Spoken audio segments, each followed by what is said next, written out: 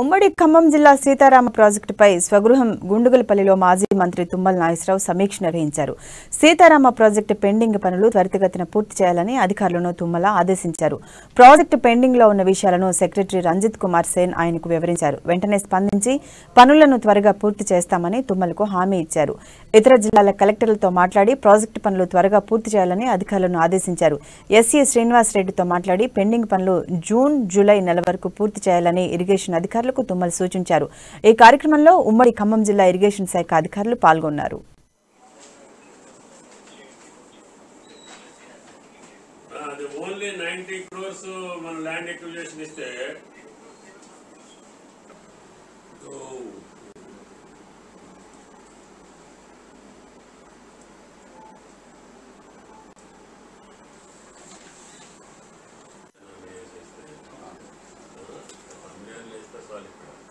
Srirampuram